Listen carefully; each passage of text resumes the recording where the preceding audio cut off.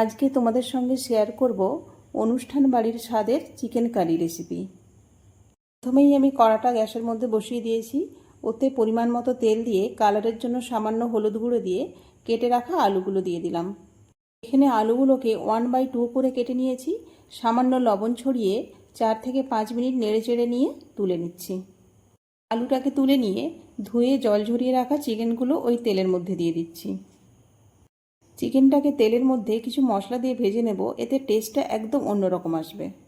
মশলার মধ্যে দিলাম 1/2 টিস্পুন গোলমরিচ, 1/2 টিস্পুন জিরে গুঁড়ো, সামান্য লবণ আর কাশ্মীরি লঙ্কার গুঁড়ো।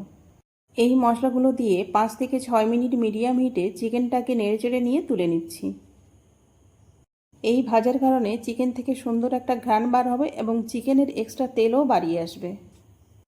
আর এক্সট্রা তেলও লাগবে না, ওই তেলের মধ্যে কেটে রাখা পেঁয়াজগুলো দিয়ে দিচ্ছি। পেঁয়াজটা 1 থেকে 2 মিনিট নেড়েচেড়ে নিয়ে ওর মধ্যে দিয়ে দিচ্ছি আদা রসুন পেস্ট আর 2টো কাঁচা লঙ্কা। সামান্য নেড়েচেড়ে নিয়ে আদার কাঁচা গন্ধটা চলে গেলে দিয়ে দিচ্ছি কেটে রাখা একটা বড় সাইজের টমেটোটা তাড়াতাড়ি সেদ্ধ হওয়ার জন্য দিয়ে দিচ্ছি সামান্য লবণ। 1 মিনিট নেড়েচেড়ে নিলে টমেটোর কাঁচা গন্ধটাও থাকবে না আর অনেকটাই সেদ্ধ হয়ে যাবে। এই সময় অ্যাড করছি পরিমাণ মতো হলুদ গুঁড়ো, ধনে গুঁড়ো, লঙ্কার গুঁড়ো। আর চিকেনটা ভাজার সময় জিরে গুঁড়ো দিয়েছিলাম, তাই আর এক্সট্রাভাবে জিরে গুঁড়ো দিলাম না। সামান্য পরিমাণ জল দিয়ে মশলাটা খুব ভালোভাবে কষিয়ে নিয়ে মশলা থেকে যখন তেল রিলিজ হয়ে যাবে ওই সময় ভেজে রাখা চিকেনগুলো দিয়ে দিচ্ছি। চিকেনটা যেহেতু আগে থেকেই ভাজা আছে, তাই যে পাত্রে চিকেনটা রেখেছিলাম সেই পাত্রটা ধুয়ে সামান্য পরিমাণ জল দিয়ে ঢাকনা দিয়ে চিকেনটা কিছুক্ষণ কষিয়ে নেব। 3 থেকে 4 মিনিট পর ওই জলটা যখন শুকিয়ে আসবে ঢাকনাটা খুলে ভেজে রাখা আলুগুলো দিয়ে দিচ্ছি।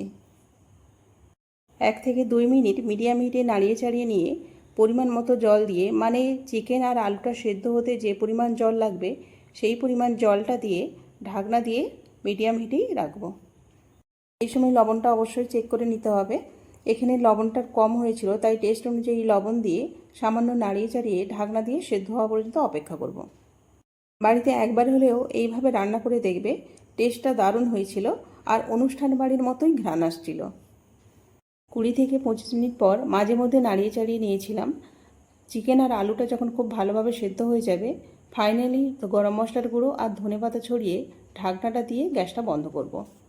এই চিকেন কারিটা ভাত, রুটি, পরোটা, লুচি যেটার সঙ্গেই খাবে ভীষণ ভালো লাগবে।